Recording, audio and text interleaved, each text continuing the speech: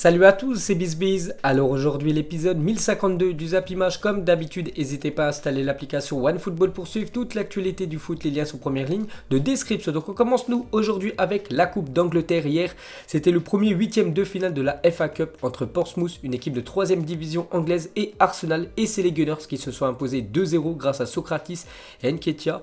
Et donc Arsenal s'impose et se qualifie pour les quarts de finale de la FA Cup. Donc c'est la première équipe qualifiée pour ces quarts de finale, les Gunners. Donc on continue avec cette FA Cup. Donc ce soir, énorme choc, c'est l'équipe de Chelsea qui reçoit l'équipe de Liverpool ce soir pour ce huitième de finale de FA Cup. Il y a aussi de la Coupe d'Allemagne ce soir. Demain, il y a de la Coupe de France, il y a aussi de la Coupe d'Italie. Donc il y a toutes les coupes nationales qui se jouent cette semaine. Ensuite, cette fois-ci, on va parler de la Coupe d'Europe et officielle. Voici les villes où se dérouleront les prochaines finales d'Europa League. Donc sur cette année 2020, ça se déroulera en Pologne, en 2021 dans le stade du FC Séville et en 2022 du côté de Budapest en Hongrie.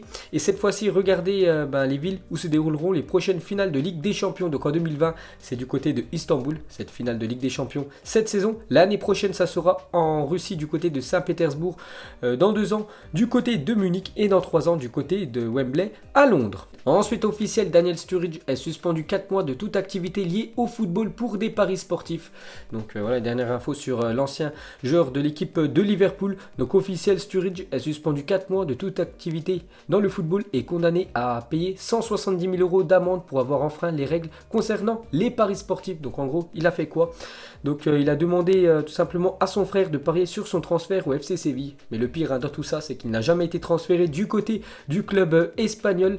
Donc pendant 4 mois, il ne peut plus jouer au football. Donc du coup, les gars, officiel, l'ancien joueur de Liverpool, Daniel Sturridge, 30 ans, résilie d'un accord commun avec le club son contrat avec Trabzonspor, l'actuel leader du championnat turc. Donc lui et son équipe turque, c'est fini. Donc ses stats, donc 14 matchs, 7 buts, 4 passes D, c'est quand même des bonnes stats. Mais le problème, c'est qu'il est souvent blessé cette saison, Daniel Sturridge. Donc vu qu'il ne peut plus jouer au foot pendant 4 mois, donc son club turc et lui résilie son contrat. Donc voilà les dernières infos sur l'ancien joueur de Liverpool.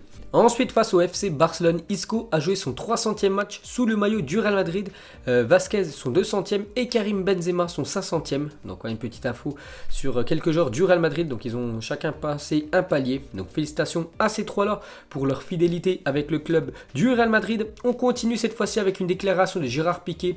Donc son équipe s'est inclinée 2-0 avant-hier dans le Classico. Donc il a dit le sentiment que j'ai, c'est que ce Real Madrid est l'un des pires que j'ai vu ces dernières années. Je ne le dis pas pour critiquer.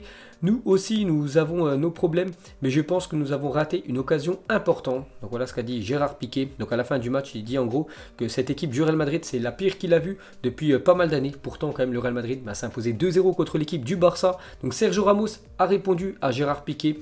Donc le pire Madrid, je signe pour gagner tous les classicos comme ça. Donc voilà la réponse de SR4, le capitaine du Real Madrid. Ensuite, pour revenir sur Gérard Piqué, toujours bien assis aux premières loges pour assister aux célébrations. Donc il y a quelques années, la photo de droite, on peut voir Gérard Piqué à genoux en train de regarder Cristiano Ronaldo en train de faire sa célébration CR7 quand il avait jeté son maillot par terre. Et avant-hier, on peut le voir aussi sur les fesses, Gérard Piqué en train de regarder la célébration de Vinicius Junior qui a ouvert le score. Ensuite, cette fois-ci, on va parler de Thibaut Courtois, très bon actuellement avec l'équipe du Real Madrid, le gardien belge.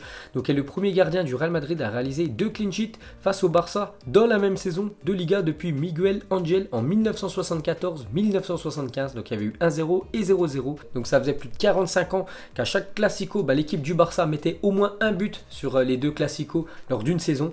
Et Thibaut Courtois n'a encaissé aucun but cette saison vu qu'au match aller il y avait eu 0-0 et le match retour, l'équipe du Real s'est imposée 2-0. Ensuite on revient sur Sergio Ramos qui a disputé avant-hier son 44e Classico. Donc félicitations au défenseur et capitaine du Real Madrid. Donc c'est lui qui a le record de Classico disputé devant Lionel Messi. 43e Classico pour l'Argentin. Il devient le Barcelonais le plus capé de l'histoire de cette confrontation. Donc félicitations à Ramos et Messi. C'est les 2 joueurs qui ont disputé le plus de Classico. Ensuite des nouvelles de Eden Hazard qui va se faire opérer aux États-Unis. Ça sera après-demain jeudi. Du côté de Dallas, sa saison est terminée. On ne reverra l'attaquant belge qu'en août minimum. Donc déjà forfait jusqu'à la fin de saison avec l'équipe du Real Madrid. Et normalement aussi forfait pour l'Euro 2020. Eden Hazard qui a vécu une saison très compliquée. Et pour finir avec le Real Madrid, on va parler du centre de formation du Real. Donc l'équipe junior, donc par crainte d'une possible contagion au coronavirus, l'Italie, un des pays les plus touchés. Le match de Youth League, donc c'est un 8e de finale Donc opposant les U19 de la Juventus à ceux du Real Madrid a été reporté au 11 mars. Il devait se jouer mercredi, donc mercredi 4 mars. Donc du coup il se jouera le mercredi 11 mars, la semaine prochaine, ce match de Youth League entre la Juventus et l'équipe du Real Madrid à cause du coronavirus. Ensuite, pour continuer avec ce virus qui touche actuellement l'Europe et ça impacte le monde du football, donc la rencontre de Coupe d'Italie entre la Juventus et l'AC Milan, donc demain 20h45 devrait se jouer à huis clos selon le journal L'Équipe. C'est toujours pas officiel mais ça pourrait l'être très prochainement. Donc au match aller il y avait eu un partout du côté du Milan AC, donc demain peut-être le match Juventus-Milan AC sera à huis clos. Ensuite, pour continuer avec la Juventus, cette fois-ci on va parler de l'équipe de la Juventus U23, donc les activités de la Juventus U23 sont pour le moment suspendues.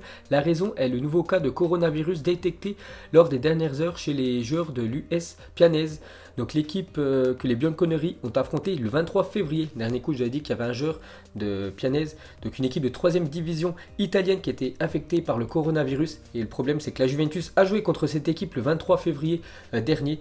C'est pour ça que voilà, ils font des tests actuellement. Tous les entraînements, tous les matchs sont suspendus pour l'équipe des U23 de la Juventus. Donc dès que j'en sais plus, je vous dirai tout ça. On continue avec cette épidémie vraiment qui impacte le football. Cette fois-ci, c'est en Suisse, c'est officiel. La Suisse suspend son championnat en raison de l'épidémie du coronavirus. Donc il n'y a plus de match actuellement dans le championnat suisse. Donc ça reprendra le 23 mars si tout va bien. Donc pendant quasiment 3 semaines, aucun match dans la Swiss Football League. Donc peut-être ça va bientôt toucher les gros championnats européens. On continue avec cette épidémie du coronavirus. On va parler de l'Euro 2020 qui est en ligne de mire. Donc l'instance européenne maintient qu'à l'heure actuelle, l'Euro 2020 qui se déroulera dans 12 pays différents n'est pas menacé par l'épidémie du coronavirus. Donc pour l'instant, bien sûr, l'Euro 2020 va se faire, mais à tout moment, ça pourrait être annulé, cette grande compétition, parce que Infantino, donc le président de la FIFA, a fait une déclaration hier. Il a dit: nous ne pouvons pas exclure la possibilité d'annuler l'Euro 2020. Donc il pourrait être exclu cet Euro 2020. J'espère que nous n'allons pas être forcés à annuler certains événements à l'échelle mondiale. Donc il y a l'Euro, il y a aussi les JO qui seraient en ligne de mire. Donc ça commence vraiment à pas sentir bon pour le football ou même pour tous les autres sports sur cette année 2020. Et pour finir les gars, avec cette épidémie du coronavirus, vous savez que le Paris Saint-Germain joue dans une semaine et un jour. Ça sera mercredi prochain, le mercredi 11, son match retour contre l'équipe de Dortmund. Et selon le journal L'Équipe, les 8e de finale retour Paris Saint-Germain, Dortmund et Juventus Lyon pourraient se jouer à huis clos. Donc ce serait une très mauvaise nouvelle pour l'équipe du PSG. Donc regardez l'article de L'Équipe. L'UEFA n'envisage pas de report en Ligue des Champions, mais des possibles huis clos pour PSG Dortmund et Juventus Lyon. Donc ce serait quand même une très mauvaise nouvelle pour l'équipe du Paris Saint-Germain. Donc une déclaration de Marquinhos sur un éventuel PSG Dortmund à huis clos en raison du coronavirus. Si c'est à huis clos, c'est mieux de reporter le match, car eux, donc Dortmund, ont eu leurs supporters au match aller. Si c'est comme ça, on demandera d'annuler le match pour jouer avec nos supporters. Parce que bien sûr, le PSG, s'ils jouent leur match à domicile au Parc des Princes sans supporters, c'est comme si c'était sur un terrain neutre. Donc n'oubliez pas que le PSG doit quand même faire un comeback et essayer d'éliminer cette équipe de Dortmund. Et bien sûr, le public, c'est un plus, c'est le 12e voire 3e homme de l'équipe. Et bien sûr, si le public n'est pas là au Parc des Princes, ça sera plus compliqué pour le PSG de réaliser une grosse performance et d'éliminer cette équipe de Dortmund. Donc on verra ce que ça va donner dans les prochains jours. Et cette fois-ci, une déclaration de Jean-Michel Aulas sur Juventus Lyon qui pourrait aussi se jouer à huis clos. Donc ça serait plutôt une bonne nouvelle pour Lyon si ce match se jouait à huis clos. Ce match retour de Ligue des Champions. Donc c'est l'UEFA qui décidera. La réserve de la Juventus a été confinée car 4 joueurs sont concernés et cette équipe s'entraîne avec les pros. On a parlé un peu avant les U23 de l'équipe de la Juventus. J'espère que les nouvelles sont bonnes et au pire, si on doit jouer sur terrain neutre, on le fera. Donc bien sûr, ce serait une bonne nouvelle pour Lyon de jouer ce match retour sur un terrain neutre. Et pour finir avec cette épidémie du coronavirus, on va parler de Hugminson. Donc d'après The Sun, Hugminson devrait rester en quarantaine en prévention du coronavirus après être rentré de Corée du Sud suite à son opération. Donc vous savez qu'il a une fracture du bras. Donc il est parti se faire opérer dans son pays, en Corée. Et du coup, quand il est revenu en Angleterre, donc il doit rester en quarantaine pendant 14 jours. Donc il peut même pas venir voir ses coéquipiers. Il doit rester chez lui pendant 14 jours, Hugminson. Donc bien qu'il n'a aucun symptôme, le gouvernement demande à toute personne s'étant rendue dans le pays de rester confiné 14 jours. Donc voilà les dernières infos sur le coronavirus et le football. Ensuite officiel, le missile d'Erling Braut Haaland est élu plus beau but de ses 8e de finale aller de Ligue des Champions. Amplement mérité, c'est vrai qu'il a été magnifique ce but de Haaland contre le Paris Saint-Germain. Donc c'est lui qui a reçu ce trophée. Ensuite officiel, la chaîne L'équipe diffusera désormais la Coupe d'Allemagne. Donc première retransmission, donc ce soir le Bayern Munich contre Schalke 04, ce soir à 20h45. Donc pour ceux qui adorent regarder le football, donc sur la chaîne 21, vous pourrez regarder ce match de Coupe d'Allemagne.